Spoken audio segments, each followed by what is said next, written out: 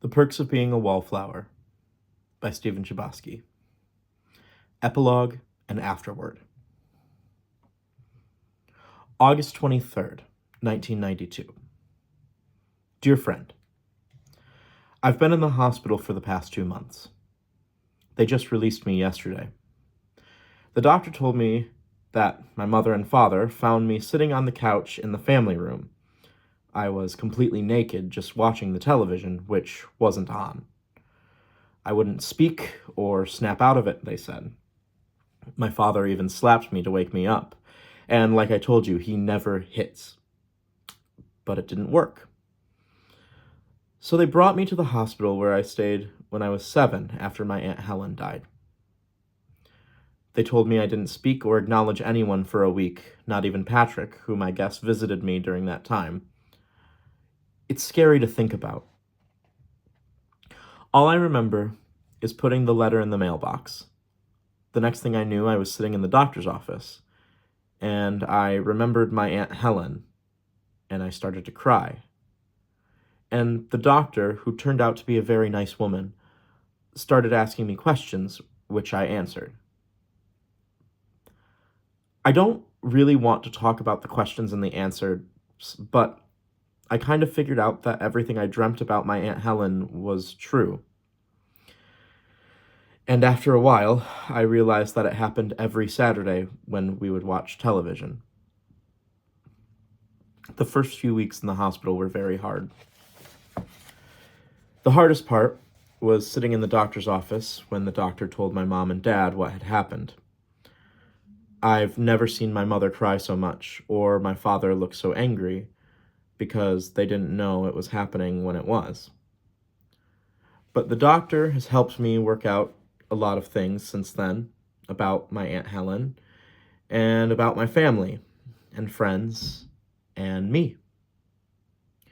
There are a lot of stages to these kind of things, and she was really great through all of them. The thing that helped me the most, though, was the time that I could have visitors. My family, including my brother and sister, always came for those days until my brother had to go back to school to play football. After that, my family came without my brother, and my brother sent me cards. He even told me on his last card that he read my report on Walden and liked it a lot, which made me feel really good. Just like the first time I saw Patrick, the best thing about Patrick is that even when you're in a hospital, he doesn't change. He just cracks jokes to make you feel better instead of asking you questions about feeling worse. He even brought me a letter from Sam. And Sam said that she was coming back at the end of August, and if I got better by then, she and Patrick would drive me through the tunnel, and this time I could stand in the back of the pickup truck if I wanted to. Things like that helped more than anything. The days when I received mail were good too. My grandfather sent me a really nice letter. So did my great aunt. So did my grandma and my great Uncle Phil. My Aunt Rebecca even sent me flowers with a card that was signed by all my Ohio cousins. It was nice to know that they were thinking about me, just like it was nice the time Patrick brought Mary Elizabeth and Alice and Bob and everyone for a visit, including Peter and Craig. I guess they're friends again, and I was glad they were. Just like I was glad that Mary Elizabeth did most of the talking, because it made things feel more normal. Mary Elizabeth even stayed a little later than the others.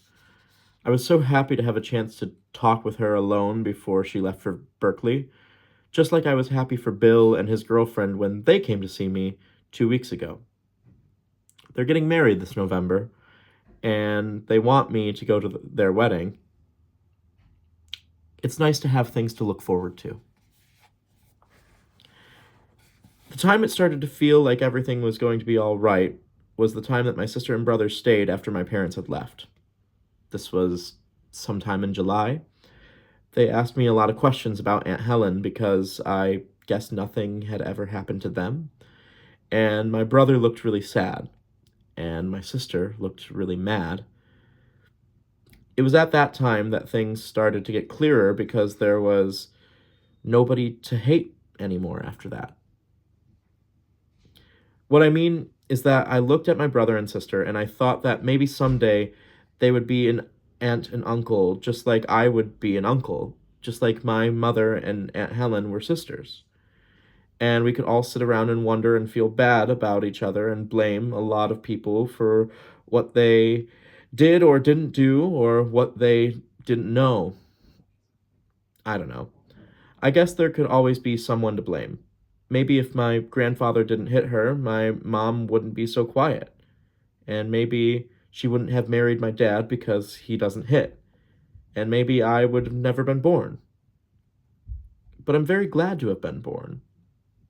So I don't know what to say about it all, especially since my mom seems happy with her life, and I don't know what else there is to want. It's like if I blamed my Aunt Helen.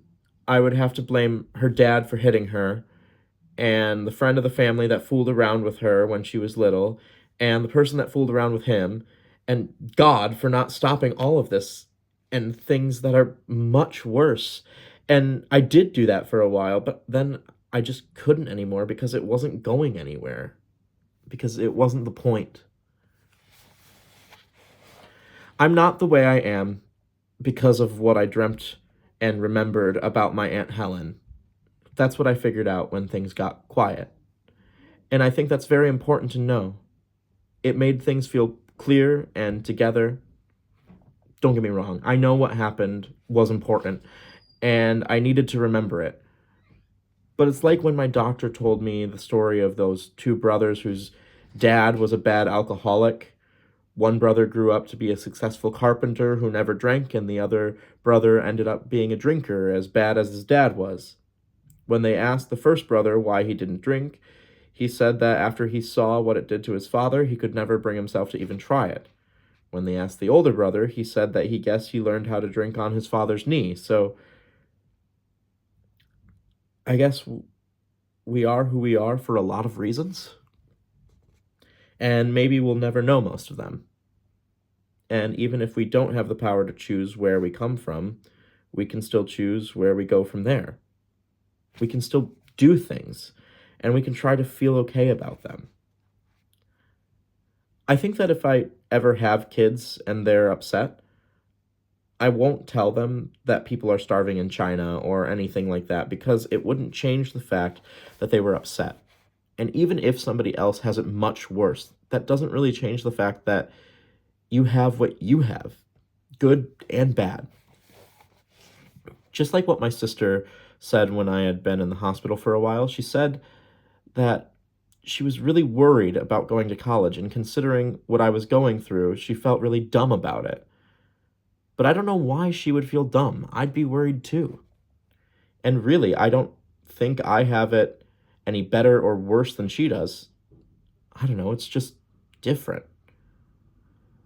Maybe it's good to put things in perspective. But sometimes I think that the only perspective is to really be there, like Sam said, because it's okay to feel things and be who you are about them. When I got released yesterday, my mom drove me home. It was in the afternoon, and she asked me if I was hungry, and I said yes. Then she asked me what I wanted, and I told her I wanted to go to McDonald's like we did when I was little and got sick and stayed home from school. So we went there. And it was so nice to be with my mom and eat French fries, and later that night to be with my family at dinner time and have things just be like they always were. That was the amazing part. Things just keep going. We didn't talk about anything heavy or light. We were just there together, and that was enough. So today my father went to work, and my mother took my sister and me out to take care of last-minute things for my sister since she's leaving for college in a few days. When we got back, I called Patrick's house because he said that Sam should be home by then. Sam answered the phone, and it was so nice to hear her voice. Later, they came by in Sam's pickup truck, and we went to the big boy just like we always did. Sam told us about her life at school, which sounded very exciting. And I told her about my life in the hospital, which didn't. And Patrick made jokes to keep everyone honest. After we left, we got in Sam's pickup truck, and just like Sam promised, we drove to the tunnel. About half a mile from the tunnel, Sam stopped the car, and I climbed in back. Patrick played the radio really loud so I could hear it, and as we were approaching the tunnel, I listened to the music and thought about all the things that people have said to me over the past year.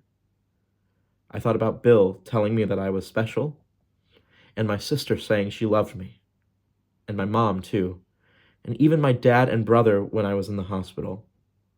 I thought about Patrick calling me his friend, and I thought about Sam telling me to do things, to really be there, and I just thought how great it was to have friends and a family. As we went into the tunnel, I didn't hold up my arms like I was flying. I just let the wind rush over my face, and I started crying and smiling at the same time because I couldn't help feeling just how much I loved my Aunt Helen for buying me 2 presents and how much I wanted the present I bought my mom for my birthday to be really special, and how much I wanted my sister and brother and Sam and Patrick and everyone else to be happy. But mostly I was crying because I was suddenly very aware of the fact that it was me standing up in that tunnel with the wind over my face, not caring if I saw downtown, not even thinking about it, because I was standing in the tunnel and I was really there, and that was enough to make me feel infinite. Tomorrow I start my sophomore year of high school, and believe it or not, I'm really not afraid of going. I'm not sure if I will have time to write any more letters because I might be too busy trying to participate. So, if this does end up being my last letter, please believe that things are good with me. Even when they're not, they will be soon enough. And I will believe the same about you. Love always, Charlie.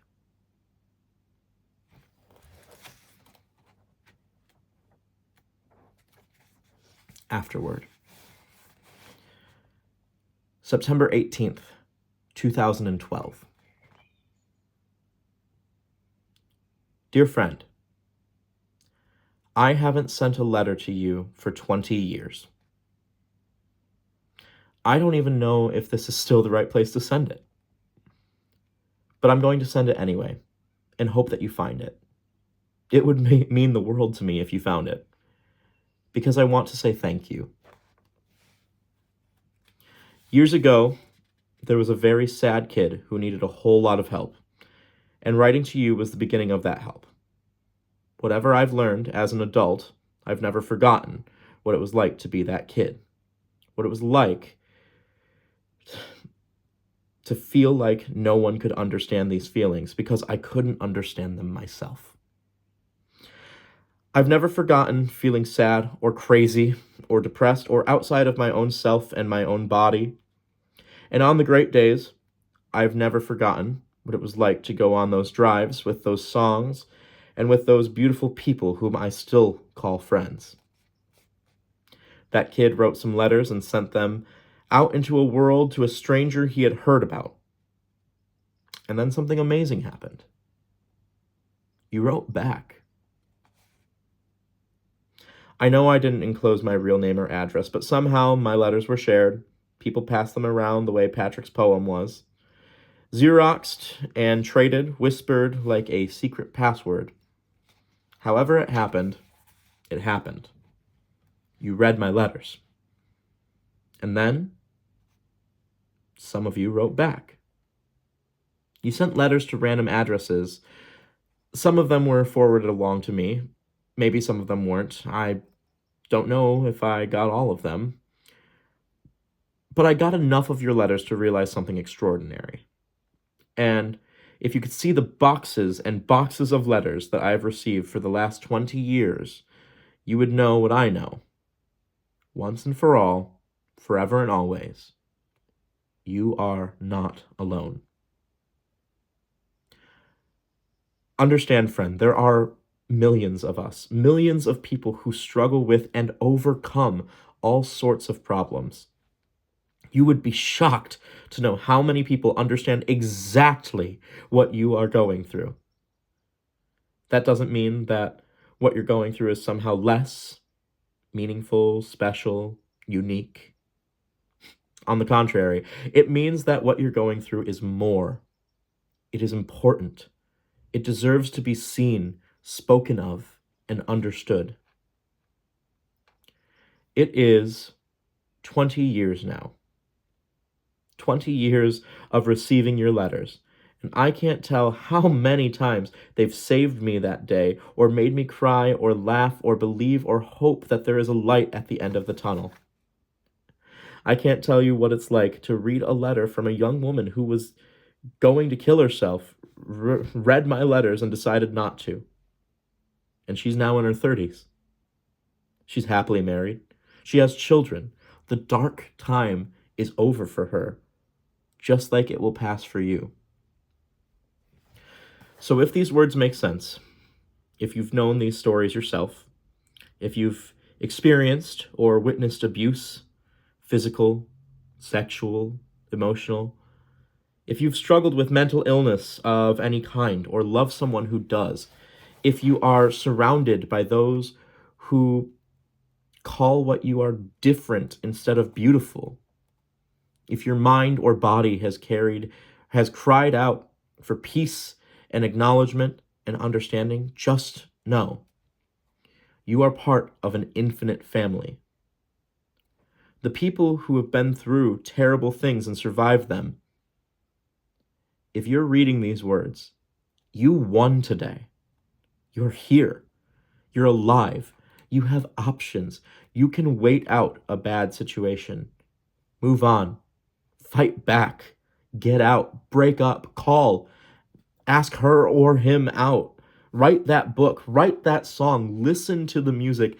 Take the drive. Take the chance and live. Whatever strategy you choose, you win. There are so many more of us than there will ever be of them. And we can find each other, and we can help each other, and we can talk to each other, and we can build great lives. Happiness is not this thing for other people. It is for you. It is for me. It is for all of us.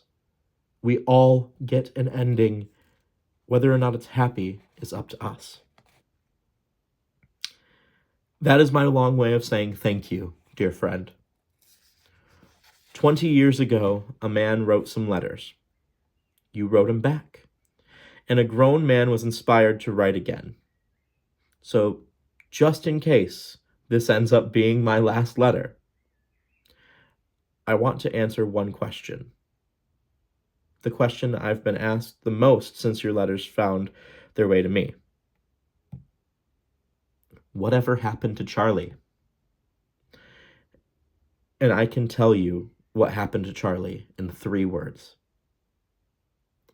He made it. And so will you. Love always, Charlie.